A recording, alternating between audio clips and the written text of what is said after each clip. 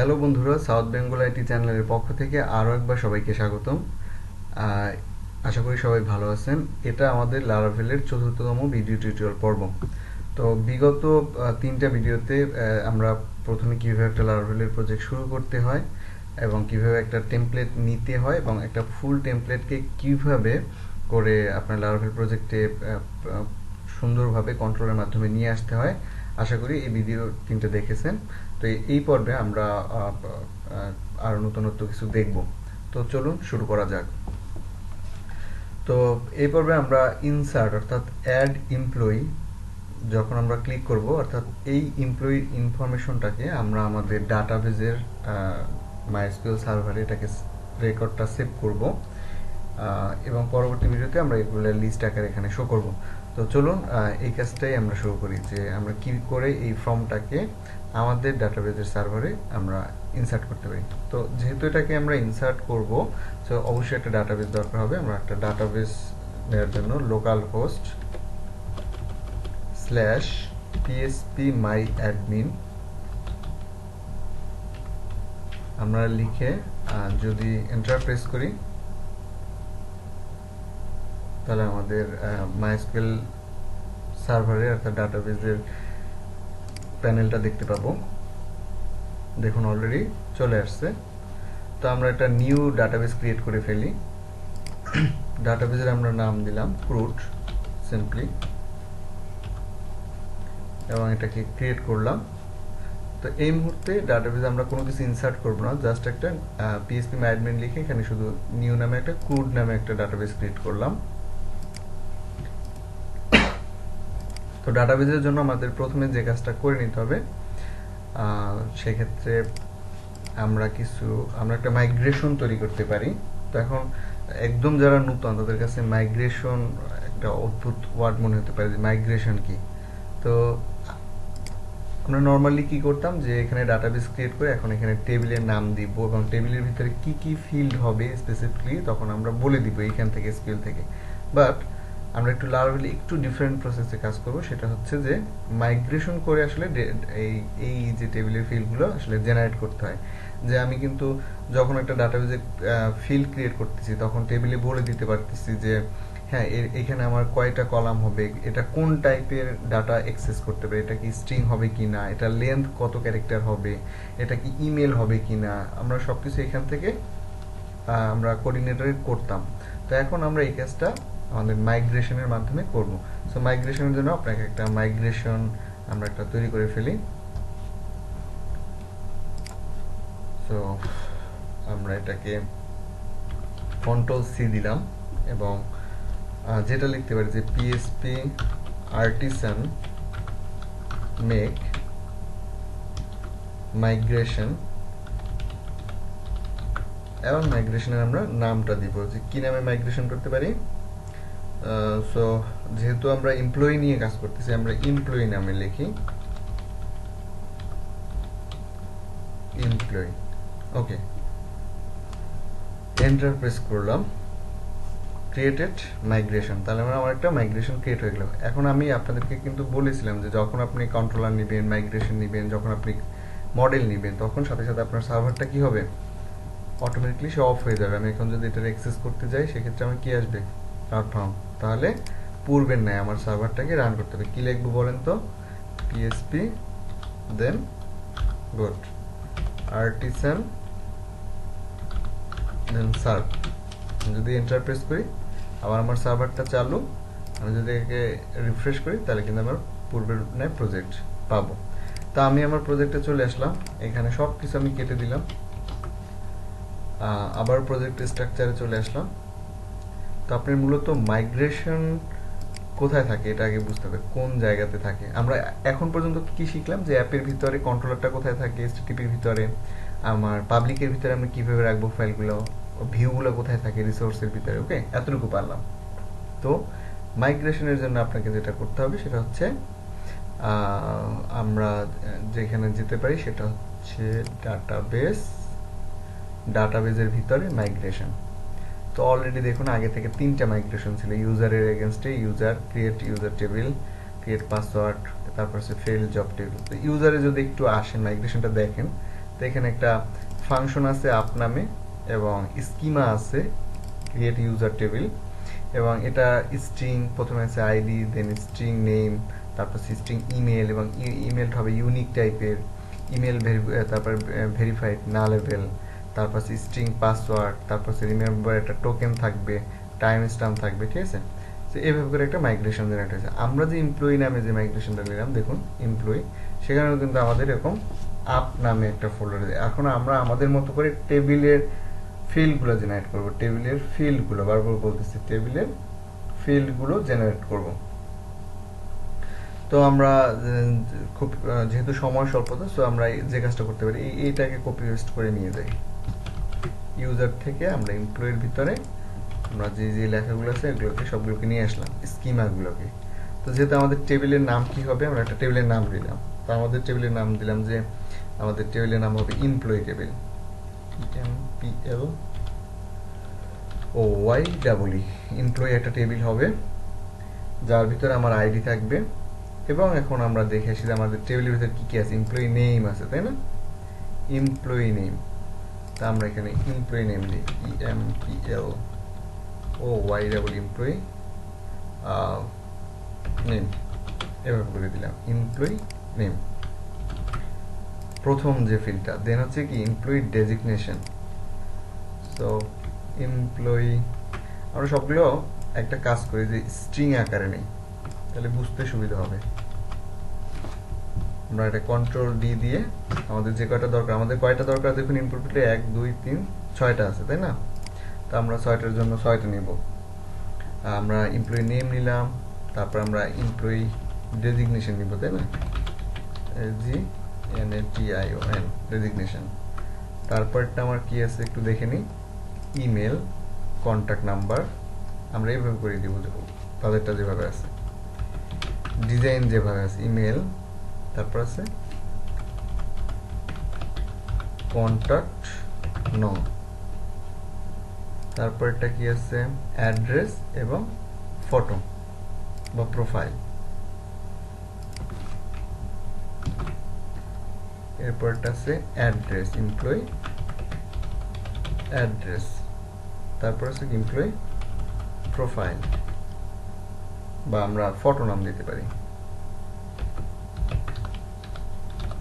Okay fine, এবং time স্ট্যাম্পটা রেখে দিলাম। তাহলে এখানে দেখুন আমাদের এমপ্লয়ি নামে যে আমরা মাইগ্রেশনটা করলাম, আমরা একটা এই যখনই আমরা মাইগ্রেট করব তখন আমার এই টেবিলটা জেনারেট হয়ে যাবে, employee, employee name, designation, email, contact, address এবং ফটো।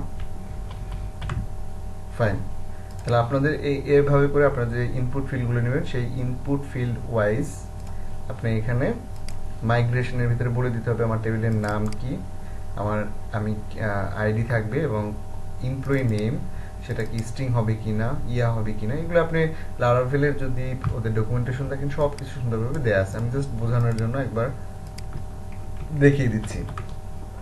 সো আমি এখানে সবগুলো দিলাম, দেওয়ার পরে আমরা যেটা করব, যা আমাদের সেই সিমিলার ভাবে পাওয়ার শেলে চলে আসলাম, কন্ট্রোল সি,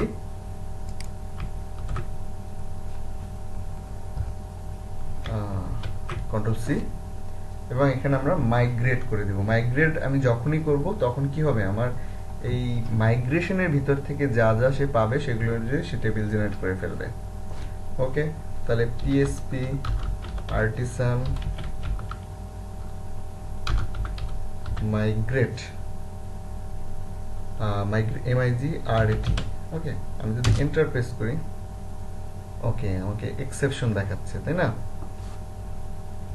দেখুন এক্সেপশনটা একটু যদি পড়ি, যে আমার unknown database Laravel. Okay fine, আমি দেখেন কি ভুলটা করলাম, যে আমি এখানে মাইগ্রেট করতেছি বাট আমি লারাভেল ডাটাবেসের কানেকশন দেই নাই, তাই না? তাহলে আমি ডাটাবেসের কানেকশন, এই যে টেবিলটা ক্রিয়েট করলাম ডাটাবেস ক্রুড নামে, তো এটাকে আমার পাইয়ে দিতে হবে কোথায়, এই যে ইএনভি ফাইল। ইএনভি ফাইলের ভিতরে আপনাকে যেটা করতে হবে, এই যে ডাটাবেসের নাম হচ্ছে লারাভেল। তো আমার তো ডাটাবেসের নাম আমি লারাভেল দেই নাই, আমার ডাটাবেসের নাম কি crud, user name root, password ফাঁকা। আমরা যখন অনলাইনে উঠাবো তখন এগুলো চেঞ্জ করে দিব। সেভ দিলাম। এখন যদি সেম কমেন্টটাকে আরেকবার রিপিটলি দিই, ওকে, দেখুন সাকসেসফুলি আমার সবকিছু মাইগ্রেশন হয়ে গেল। এবার আমি আমার ডাটাবেসটাকে একটু রিলোড দেই, বা দেখুন already employee, field, job, migration, password, rules, users, employee table যদি আমি ক্লিক করি, দেখুন employee name, employee designation, email, তারপর হচ্ছে email employee contact number, address, email, photo, create, update.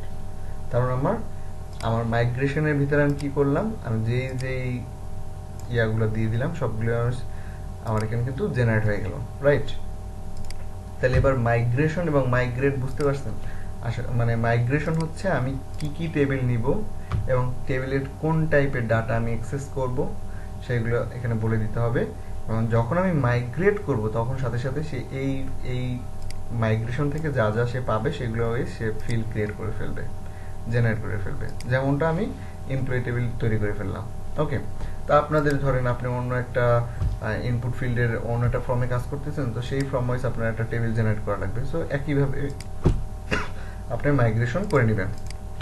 Fine, তাহলে মাইগ্রেশনটা কোথায় থাকে? ফার্স্ট কথা, ডাটাবেজের ভিতরে মাইগ্রেশন, এর ভিতরে আপনি আপনার মতো করে আপনি মাইগ্রেশন করবেন। মাইগ্রেশন করার সিস্টেম হচ্ছে যে স্কিমা ক্রিয়েট, আপনার ডাটাবেজের নাম, একটা ফাংশন, ব্লুপ্রিন্ট এবং টেবিলের ভিতরে এই টেবিলগুলো বলে দিতে হবে যে কী নামে টেবিলগুলো হবে। ওকে ফাইন, তাহলে আমরা অলরেডি মাইগ্রেশন করতে পারলাম এবং মাইগ্রেট করলাম, একটা টেবিল তৈরি করলাম এবং এখানে এই ইএনভি ফাইলে জাস্ট টেবিলের ডাটাবেজের নেমটা বলে দিলাম। এখন আমরা যাচ্ছি যে একটা ক্রুড করব, তাই না? এই ডাটাগুলোকে ইনসার্ট করব। তাহলে ইনসার্ট করার জন্য আমার তো কন্ট্রোলার আছে, সো আমার কি লাগবে? একটা মডেল লাগবে। সো একটা মডেল তৈরি করে ফেলি। এখানে আমি এটাকে একটু ক্লিয়ার স্ক্রিন করি, তাহলে বুঝতে সুবিধা হবে। CLS দিলে ক্লিয়ার স্ক্রিন হয়ে যাবে। তো আমি PHP আর্টিসান মেক মডেল তৈরি করার জন্য কি লিখতে হবে? Make model. সো মডেলের নাম আমরা কি দিতে পারি? এমপ্লয়ি নাম দিই, EMPLOYE, এমপ্লয়ি নামে একটা মডেল তৈরি করলাম। দেখুন মডেল ক্রিয়েটেড সাকসেসফুলি। আমি আমার ডাটাবেজে চলে আসি। এখন যদি অ্যাপের ভিতরে আসি, মডেল থাকে কোথায়? অ্যাপের ভিতরে, এই যে সরাসরি অ্যাপের ভিতরে দেখেন একটা মডেল তৈরি হয়ে গেছে অ্যাপের ভিতরে, আর কন্ট্রোলারটা HTTP-র ভিতরে কন্ট্রোলার। তাহলে এখন একটু প্রজেক্ট স্ট্রাকচারগুলো আস্তে আস্তে করে দেখেন, আপনার কিন্তু আয়ত্তে চলে আসতেছে যে কোনটার কি কাজ। তো এখন যদি আপনাকে বলা হয় যে লারাভেল প্রজেক্টে কন্ট্রোলার কোথায় থাকে, তখন কিন্তু আপনি বলতে পারবেন যে অ্যাপ ফোল্ডারের ভিতরে, HTTP-র ভিতরে, কন্ট্রোলারের ভিতরে কন্ট্রোলার।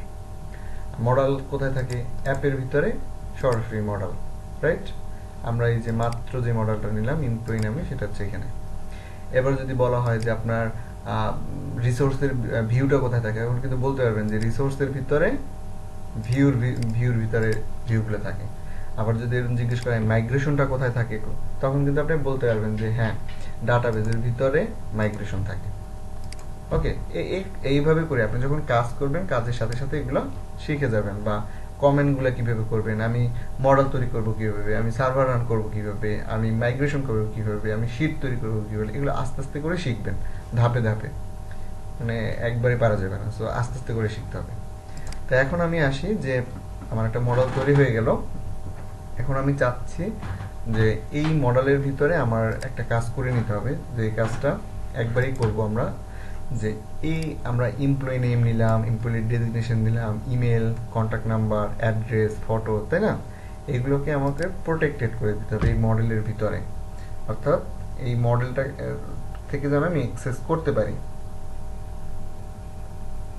ওকে, সো এর জন্য আমরা যেটা করতে পারি যে আমাদের যে মডেলের নামটা আছে এমপ্লয়ি, আমরা এখানে একটা ক্লাস নিই প্রোটেক্টেড। এটা কেন নিতেছি কি জন্য একটু পরেই আপনারা ক্লিয়ার হয়ে বুঝতে পারবেন। প্রোটেক্টেড আমরা নিতে পারি যে $টেবিল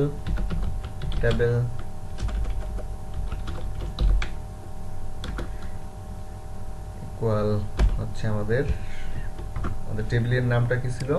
সরি, ডাটাবেজের এমপ্লয়ি নাম ছিল, তাই না? এখানে আমাদের যেই টেবিলটার নাম ছিল সেই টেবিলটা আমরা বলে দিলাম। সিমিলার ভাবে প্রোটেক্টেড এবং $fillable ইকুয়াল দিয়ে আমরা অ্যারের ভিতরে একটা লাস্টে সেমিকোলন, একটা অ্যারের ভিতরে আমরা যেই ফিল্ড অর্থাৎ যেই ফিল্ডগুলো নিলাম সেই ফিল্ডগুলোকে আমরা এখানে এক করে বলে দিব। তাহলে আমরা কি কি নিয়েছিলাম? এমপ্লয়ি নেম নিয়েছিলাম, দেখুন এটার ফার্স্ট এমপ্লয়ি নেম নিয়েছিলাম, কমা দিয়ে আমরা এমপ্লয়ি ডেজিগনেশন নিয়েছিলাম, আবার কমা দিয়ে এভাবে করে প্রত্যেকটা পাই দিতে হবে। এমপ্লয়ি ইমেল, আমি এক এক করে এখানে সবগুলো পাই দিচ্ছি।